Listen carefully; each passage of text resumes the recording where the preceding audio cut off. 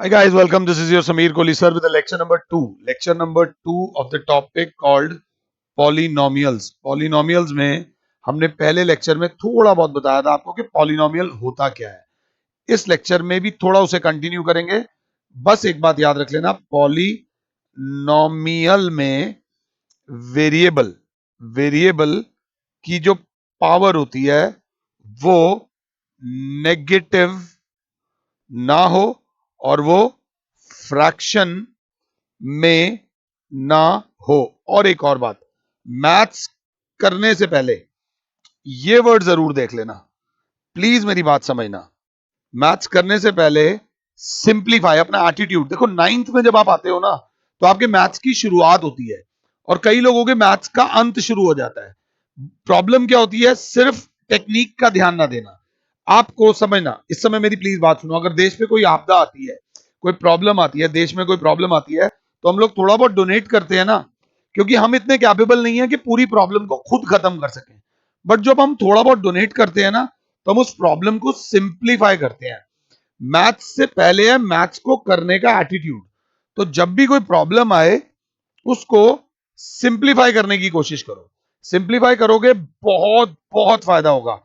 किसी ने बोला भाई साहब क्या ये पॉलिनोमियल है?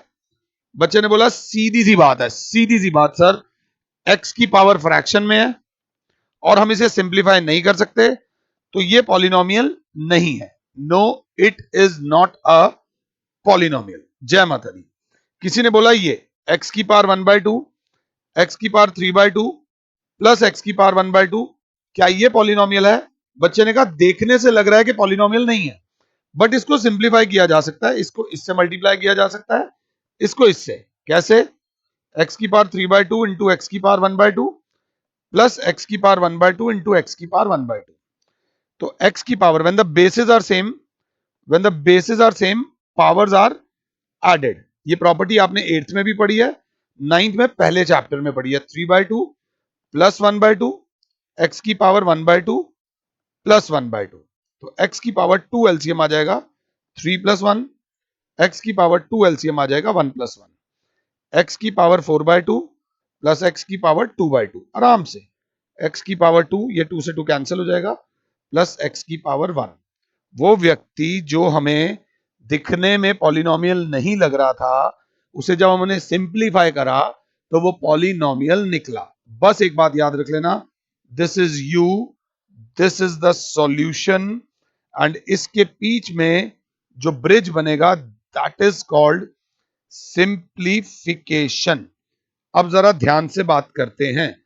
Name and surname. ध्यान से, my name is Sameer Kohli. वैसे ही पॉलिनोमियल का नामकरण करते हैं. पॉलिनोमियल का नामकरण होता है पहले डिग्री प्लस टर्म्स. अब बच्चा कहेगा डिग्री क्या है? Right now I will tell you the definition of degree of a polynomial. Degree, degree का मतलब होता है मेरे प्यारे बच्चों, अगर साथ हो तो, highest power of a polynomial. Highest power of a polynomial मतलब कहीं पे एक पॉलिनोमियल दिखा हुआ है x square plus 3x plus 2. एक चीज आपने 8th क्लास में करी होगी, अगर नहीं करी तो मैं आप करा देता हूं. That is called standard form. आप जब सुबह असेंबली में जाते हो तो बच्चे ऐसे खड़े किए जाते हैं, छोटी हाइट से बड़ी हाइट वाले, ताकि एक सिमिट्री नजर आए. वैसे ही जब भी किसी पॉलिनोमियल एक्सप्रेशन को आप लिखोगे, आपको एग्जैक्टली उल्टा करना है. हमेशा पॉलिनोमियल में सबसे बड़ी पावर वाला पहले, उससे छोटी पावर और उससे छोटी पावर. ये ऑलरेडी स्टैंडर्ड फॉर्म में है, ये आपको ध्यान रखना है, ये बेसिक बात है. तो अब इसकी डिग्री क्या होगी? Highest power. इस पॉलिनोमियल को और सिंप्लीफाई नहीं करा जा सकता. ये मैं अपने आप से बातें कर रहा हूं. और इसकी मैक्सिमम पावर जो है, इसकी मैक्सिमम पावर जो है वो 2 आ रही है. तो इस पॉलिनोमियल की डिग्री जो है वो 2। किसी भी पॉलिनोमियल की जो मैक्सिमम पावर होती है सिंप्लीफाई करने के बाद, उसको बोलते हैं उस पॉलिनोमियल की डिग्री। और पॉलिनोमियल हमेशा हम स्टैंडर्ड फॉर्म में लिखेंगे। कहीं पे लिखा हुआ है x+2। पॉलिनोमियल तो है ना, पावर माइनस में भी नहीं है, पावर फ्रैक्शन में भी नहीं है, इसकी हाईएस्ट पावर 1 है। तो इस पॉलिनोमियल की डिग्री जो है वो 1 है। ध्यान से देखना, कहीं पे लिखा हुआ है 2। मैंने पीछे एक एग्जांपल दिया था अपने पहले लेक्चर में, क्या ये पॉलिनोमियल है, तो हमने इसे पंगे लिए थे, 2 इंटू 1 लिख दिया था और 2 इंटू एक्स की पावर 0 लिख दिया था। क्योंकि किसी भी चीज की पावर 0 1 होता है, तो 1 को हम x की पावर 0 भी लिख सकते हैं, y की पावर 0 भी लिख सकते हैं। तो क्योंकि ये 2x की पावर 0 है, तो इस पॉलिनोमियल की डिग्री जो है वो 0 है। ये याद रख लेना, the degree of this polynomial is 0। ये चीज बिल्कुल आराम से देख के चल लेना। हाईएस्ट पावर को डिग्री बोला जाता है। मेरे घर में अगर एक नैनो है, एक होंडा सिटी है और एक मर्सिडीज है, तो मेरी डिग्री क्या होगी?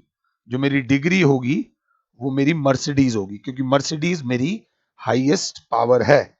किसी भी पॉलिनोमियल वाले एक्सप्रेशन की हाईएस्ट पावर को डिग्री ऑफ अ पॉलिनोमियल बोला जाता है। अब नामकरण की बात हो रही थी।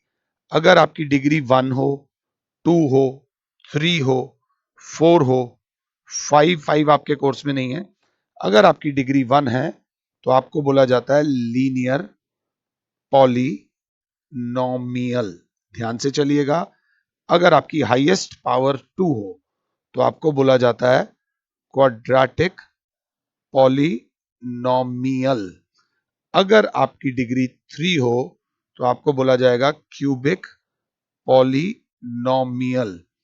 अगर आपकी डिग्री 4 हो तो आपको बोला जाएगा सब क्वाड्रेटिक या कुछ बुक्स में बोलते हैं by quadratic polynomial. I hope आप मुझे बार बार पॉज कर करके नोट्स जरूर बना रहे होगे। यह है डिग्री ऑफ अ पॉलिनोमियल। अगर मैं पीछे जाऊं तो आप जो हो, क्योंकि आपकी डिग्री 2 है, तो आप हो क्वाड्रेटिक पॉलिनोमियल। ये बात याद रख लेना। आपकी डिग्री 1 है तो आप हो लीनियर पॉलिनोमियल। जिसकी डिग्री 0 होती है, एक्चुअली में उसको कांस्टेंट ही बोलते हैं। अगर एक्स्ट्रा बोलने को बोले तो it is a polynomial with degree 0। ये बात याद रख लेना, it is a polynomial with degree 0। Mata Rani का नाम लो, आराम से पहले इस चीज को कॉपी कर लो, डिग्री के ऊपर पॉलिनोमियल का नाम। अब ऐसे ही खाली बैठे हुए थे, आपके घर में कितने लोग हैं? Number of terms in a polynomial. ध्यान से देखिएगा, आपके अंदर एक टर्म है, 2 टर्म है, 3 टर्म है, 4 टर्म है, 5 टर्म है। अगर आपके घर में एक टर्म है तो आपका नाम होगा मोनोमियल। अगर आपके घर में 2 टर्म्स हैं तो आपका नाम होगा बायनोमियल। अगर आपके घर में 3 टर्म्स हैं तो ट्राइनोमियल। 4 वाले में टेट्रानोमियल। जूस का जो टेट्रा पैक होता है उसमें 4 जूस के पैकेट निकलते हैं। 5 हैं तो पेंटानोमियल। आराम से मुझे पॉज करो और इस चीज को ध्यान से प्लीज देख लो। 6 टर्म्स हैं तो आपका नाम होगा हेक्सानोमियल। ये टेबल एक बार कृपया करके बना लीजिए, बहुत ज्यादा जरूरी है। मोनोमियल, बायनोमियल, ट्राइनोमियल, टेट्रानोमियल, पेंटानोमियल और हेक्सानोमियल। आराम से टेबल बनाने के बाद आगे बढ़ना। जब मैं इनके पास आया, जब मैंने सिर्फ इनको देखा, मैंने देखा आपकी डिग्री 2 है तो आपका नाम क्वाड्रेटिक है, और आपके अंदर 2-3 टर्म्स हैं तो क्वाड्रेटिक ट्राइनोमियल हो गया आपका नाम। आपका नाम हो गया क्वाड्रेटिक ट्राइनोमियल। आपकी डिग्री 1 है तो आप लीनियर हो, और आपके अंदर टोटल 2 टर्म्स हैं तो आपका नाम हो गया लीनियर बाइनोमियल। इनका देखा जाए तो इनको सिर्फ बोला जाएगा monomial of degree 0। Monomial of degree 0। पहले यहां तक देखो फिर आगे बढ़ो, पंगे लेंगे अभी। जैसे सपोज मैंने लिखा 7x³ plus 4x² plus 3x minus 11।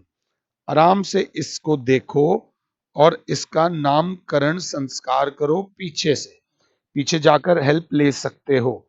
तो बच्चे ने बोला इसकी हाईएस्ट पावर 3 है, तो ये एक क्यूबिक, और इसके अंदर 1 2 3 और 4 टर्म्स हैं, तो क्यूबिक टेट्रानोमियल हुआ। क्यूबिक टेट्रानोमियल। बस आराम से इसी से बात कर रहे थे, दोबारा इसी को लिखा, इसी एक्सप्रेशन को दोबारा लिखा। तो यहां पर मैं देख रहा हूं यार कि यहां पर x³ के साथ 7 है और x² के साथ 4 है और x के साथ 3 है और ये -11 अकेला है। तो ये भी तो किसी मां के बच्चे हैं। इससे पूछा आपका रोल क्या है, इसने बोला मैं हूं कोफिशिएंट ऑफ x³। मैं हूं कोफिशिएंट ऑफ x³। अब मेरे बच्चे फटाक से बोल देंगे आप कौन हो?